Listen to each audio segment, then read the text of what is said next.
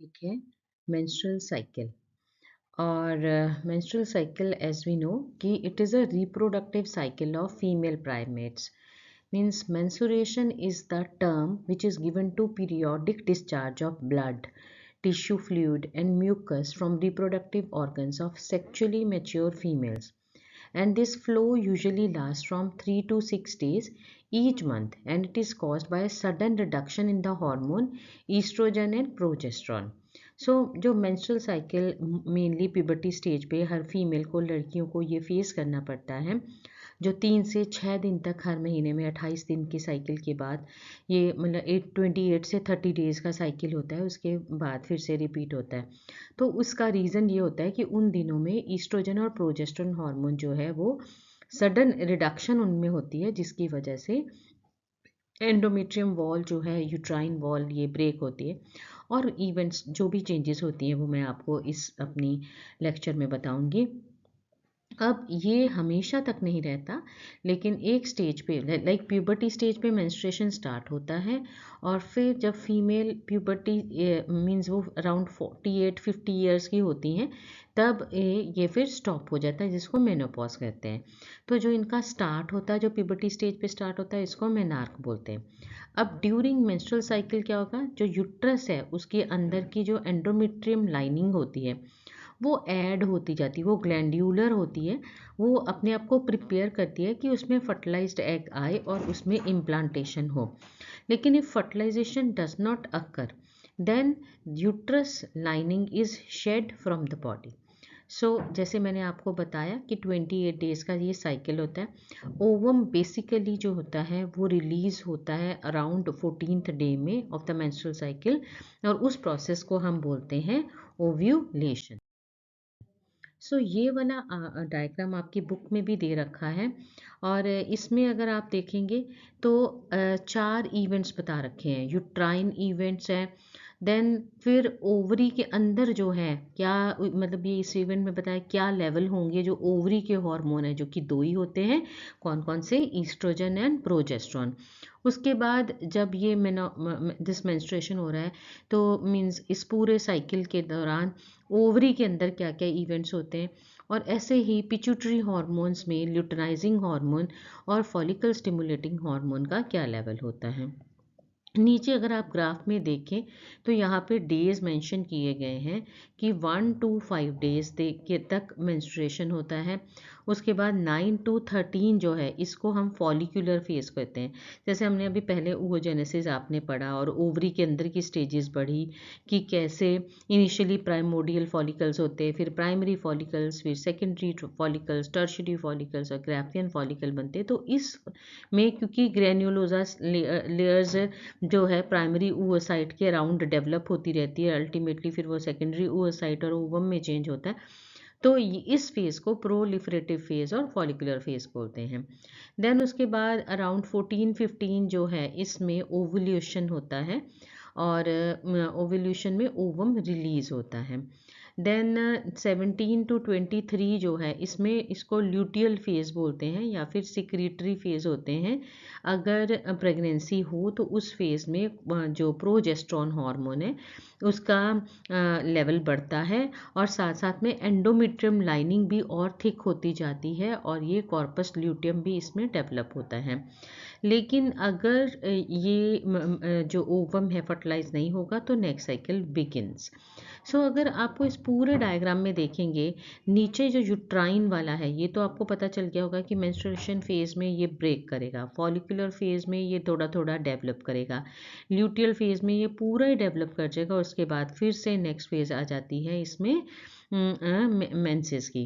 Then अगर हम ovarian hormone की बात करते हैं, तो जब पीरियड्स आते हैं से लेके फॉलिकुलर फेज तक, तो धीरे धीरे ईस्ट्रोजन लेवल फॉलिकुलर फेज के बाद ओवुलेशन के पास बढ़ता है, और ओवुलेशन के बाद क्या होता है, फिर प्रोजेस्ट्रॉन हार्मोन बढ़ना शुरू हो जाता है, क्योंकि उसको है प्रेगनेंसी को मेंटेन करना है।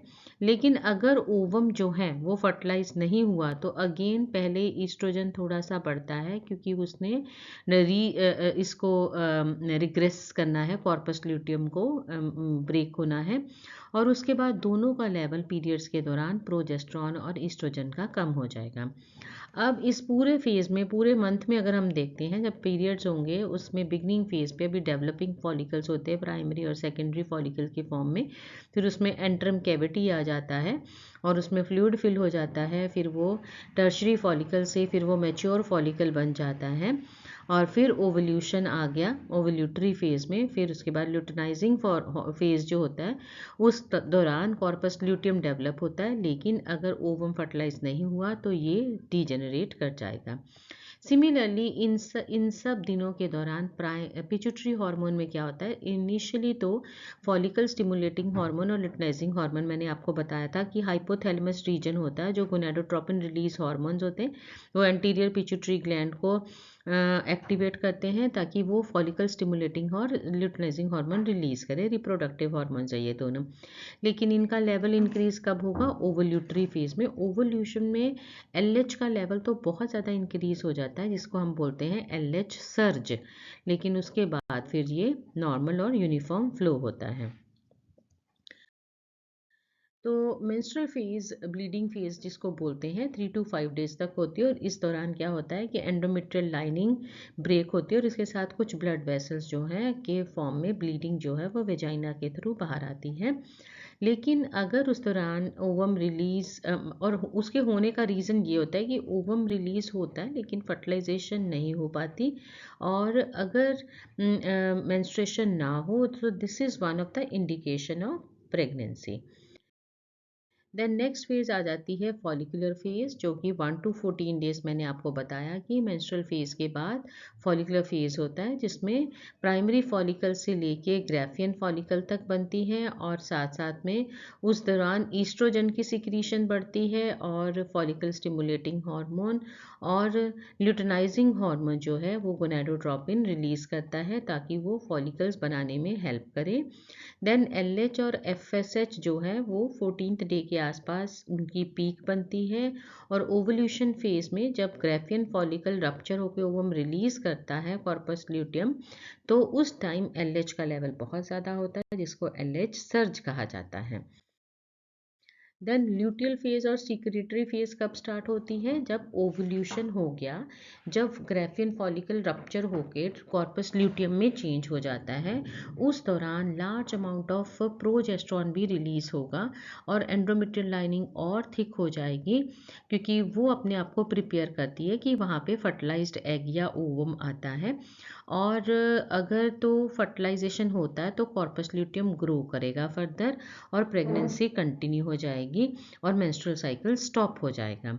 लेकिन अगर फर्टिलाइजेशन नहीं होता है तो ग्राफियन फॉलिकल जो है वो येलो बॉडीड कॉर्पस ल्यूटियम में चेंज हो जाएगा, प्रोजेस्टेरॉन का लेवल डिक्रीज हो जाएगा, फिर कॉर्पस ल्यूटियम जो है वो डीजेनरेट होकर कॉर्पस एल्बिकन बनाएगा और फिर जैसे प्रोजेस्टेरॉन का लेवल कम होगा तो मेंस्ट्रुएशन हो जाएगा। 50 ईयर्स तक मेंस्ट्रुएशन स्टॉप होगा, उसको मेनोपॉज बोला जाता है। और अगर ये जो साइक्लिक मेंस्ट्रुएशन है जो कि इंडिकेशन होता है नॉर्मल रिप्रोडक्टिव फेज का, ये मेनॉर्क से लेके मेनोपॉज तक चलता रहता है। Then this is about menstrual phase. अब है अगर मेंस्ट्रुएशन नहीं हुआ तो उस टाइम पे फर्टिलाइजेशन होता है। अब फर्टिलाइजेशन कैसे होता है कि जब कॉपुलेशन या क्वाइटस होता है या उस टाइम पे सीमन जो है वो पेनिस से रिलीज होके वेजाइना में जब आता है, उस प्रोसेस को बोला जाता है इंसेमिनेशन।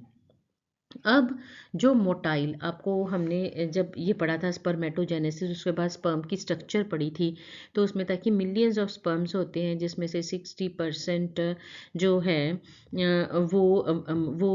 मतलब एक्यूरेट फॉर्म में होते हैं और उसमें से 40% जो है मोटाइल होते हैं।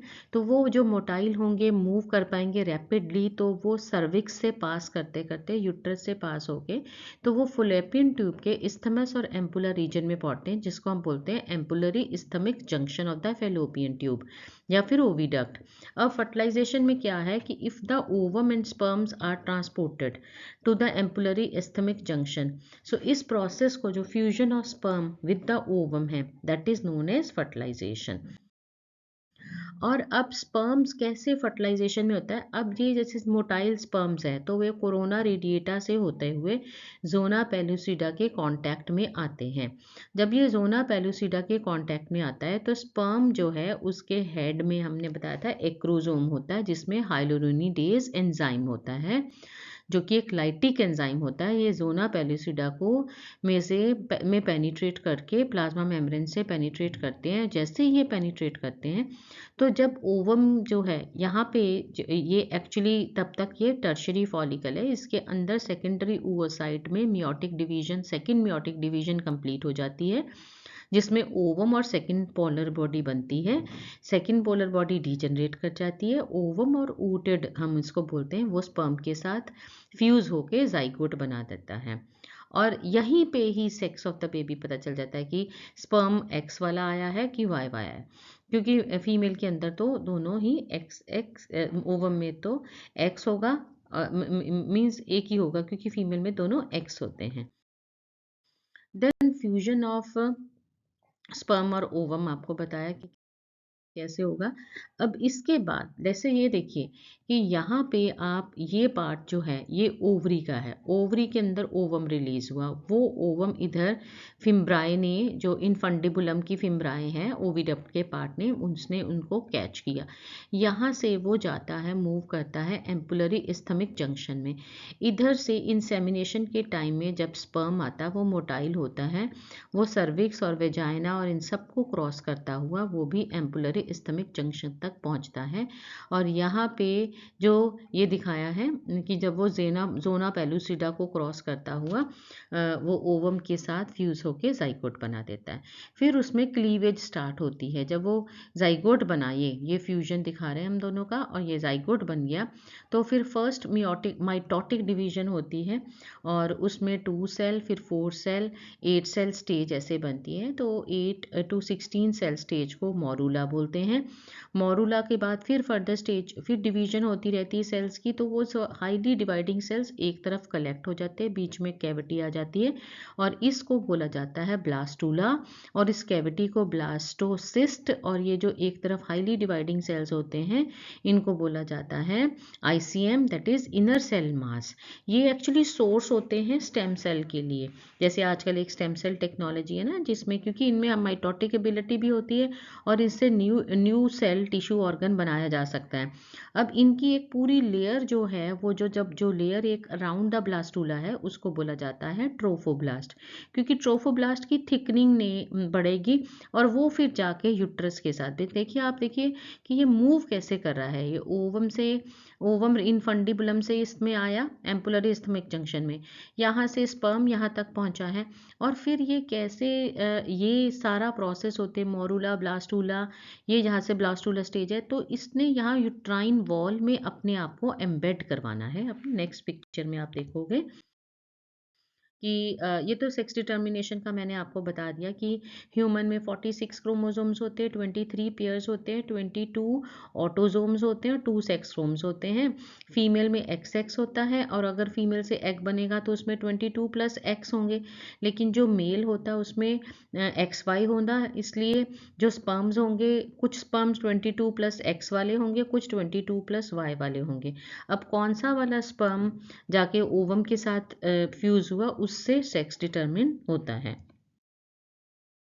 सो अगर 44 जैसे ये दिखाया आपको कि अगर वाई वाला स्पर्म जो है वो फ्यूज हुआ है ओवा के साथ तब तो मेल होगा 44 प्लस XY, अगर एक्स वाला हुआ है तो फीमेल होगी। So for sex determination male is responsible not female. So cleavage में एज आई टोल्ड यू ये सारा कुछ मैं आपको बता चुकी हूँ। ये फर्स्ट 36 आवर्स के अंदर अंदर फर्स्ट क्लीवेज होके ब्लास्टोम छोटे छोटे 2 4 8 16 सेल स्टेज जो होती हैं इसके डॉटर सेल्स को ब्लास्टोमियर्स बोला जाता है।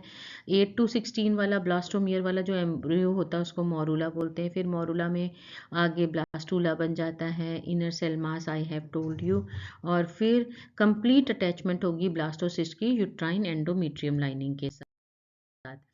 तो ये सारा अब कैसे ये बन गया है ब्लास्टूला, जो कि कैसे ये यूट्रस की यूट्राइन मेम्ब्रेन है जिसकी एंडोमेट्रियम मेट्रियम लाइनिंग है जिसमें ये एम्बेड होगा। अब ये एम्बेड कैसे होगा, कोरियोनिक विल्लाए। अब यहाँ देखो, एक होती है जो मैंने बताया था फिंगर लाइक प्रोजेक्शन, वो होती है फिम्ब्राए जो होंगी इनफंडिबुलम में। दूसरी क्या होती है कोरियोनिक विल्लाए, फिंगर लाइक प्रोजेक्शंस होती है ऑन ट्रोफोब्लास्ट। अब ट्रोफोब्लास्ट कहाँ था, ये ब्लास्टोसिस्ट की लाइनिंग के सेल्स होते हैं। तो ये विल्लाए जो होते हैं these are surrounded by maternal blood और यूट्राइन टिश्यू। तो विल्लाए और जो यूट्राइन टिश्यू है ये एक दूसरे में इंटरडिजिटेड हो जाएंगे और इससे ये आगे बना देते हैं एक यूनिट, लेकिन स्ट्रक्चरल और फंक्शनल यूनिट बनाते हैं between foetus and maternal body, that is known as placenta.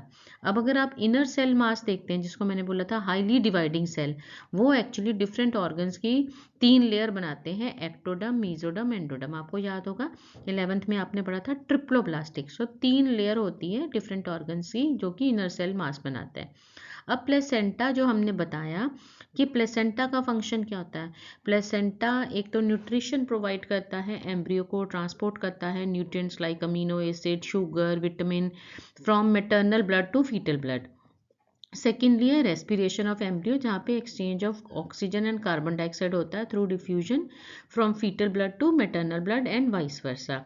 ऐसे ही एक्सक्रीशन ऑफ प्रोडक्ट्स होता है nitrogenous waste like urea from foetus into maternal blood. फिर एंडोक्राइन ग्लैंड जो है, अब उसकी भी सिक्रीशंस जो हैं like oestrogen, progesterone, human chorionic gonadotropin, human placental lactogen, ये सारी सिक्रीशंस जो हैं वो प्लेसेंटा के थ्रू होती है। फिर एंटीबॉडीज होती है like diphtheria, small pox, measle etcetera pass to fetus from the maternal blood.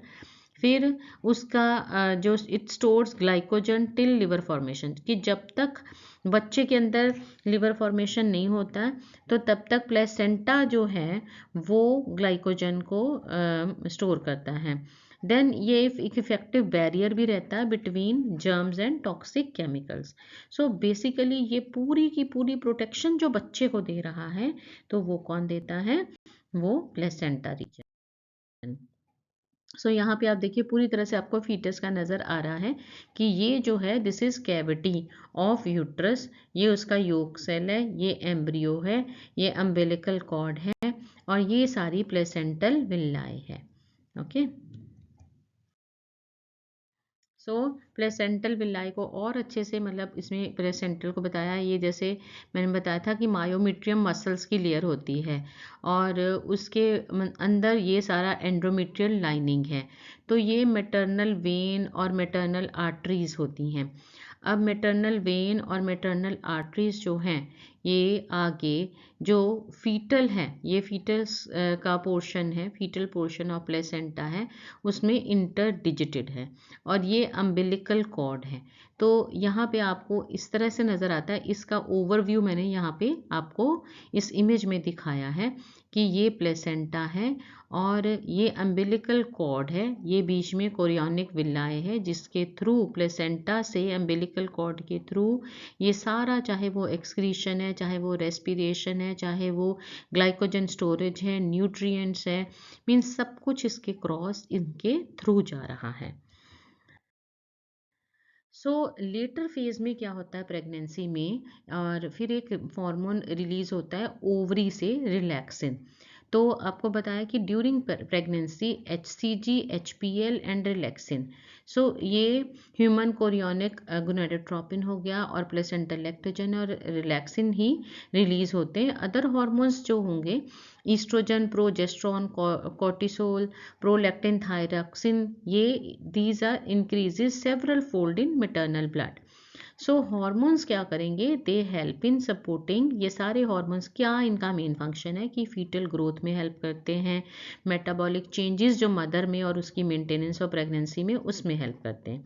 अब जब ये इम्प्लांटेशन हो जाती है, इम्प्लांटेशन आपको पता है कि एंडोमेट्रियम में कैसे कोरियोनिक विल्लाए जो होते हैं ब्लास्टोसिस्ट की ट्रोफो जो ब्लास्ट लेयर्स हैं, जब ब्लास्टोमियर्स से हैं, वो एंडोमेट्रियम में प्लेसेंटा सेल के साथ इंटरडिजिटेड हो जाते हैं। अब इनर सेल मास जो रह जाता है ब्लास्टूला के अंदर, वो outer ectoderm, inner endoderm and middle mesoderm layer बनाता है टिश्यूज और ऑर्गन्स की, और this is source of stem cell and they have potency to give rise to all tissue tissues and organ. अब प्रेगनेंसी जो है उसमें 3 ट्राइमेस्टर होते हैं, 3-3 महीने के होते हैं, और टोटल 9 मंथ्स की प्रेगनेंसी रहती है। तो फर्स्ट मंथ में अगर आप देखें तो इसमें एम्ब्रियो जो है उसका हार्ट बनता है, और उसमें listening of heart sound through stethoscope. Second month में लिम्ब्स और डिजिट्स बन जाते हैं, और मेजर ऑर्गन जो है वो फर्स्ट ट्राइमेस्टर में बन जाते हैं, साथ में लिम्ब्स और एक्सटर्नल जेनिटल ऑर्गन भी बन जाता है।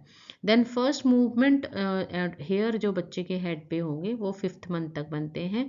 देन सेकेंड ट्राइमेस्टर के एंड तक पूरी बॉडी पे फाइन हेयर आ जाते हैं, आईलिड्स, आई लैशेज, ये सब बन जाते हैं।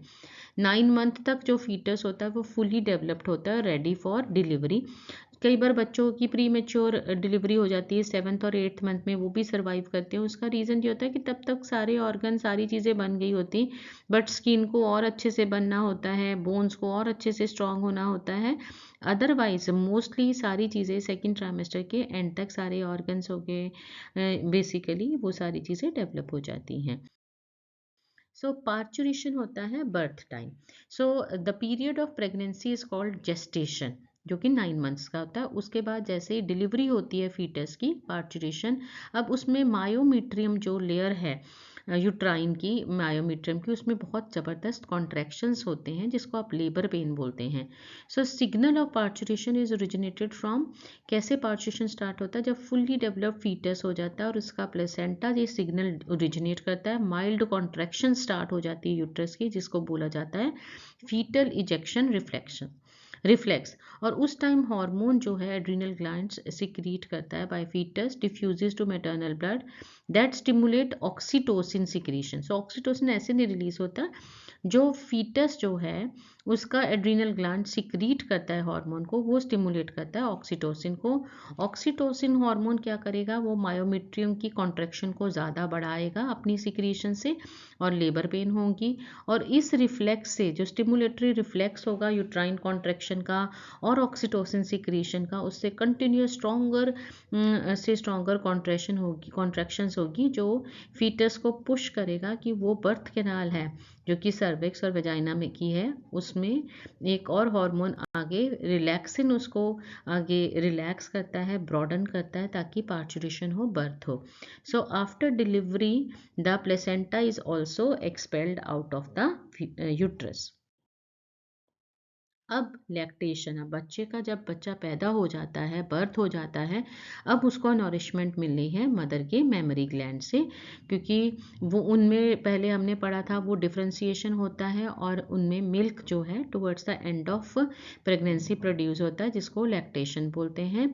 और जो ये मिल्क फर्स्ट फ्यू डेज़ का, इनिशियल फ्यू डेज़ का होता है, उसको क्लोस्ट्रम बोलते हैं। उसमें बहुत सारी एंटीबॉडीज़ होती है जो बच्चे को पैसिव इम्यूनिटी प्रोवाइड करती है, न्यूली बॉर्न को बहुत सारी डिजीजेस से रेजिस्टेंट बनाती है। और मिल्क प्रोडक्शन जो है that is controlled by which enzyme, that is prolactin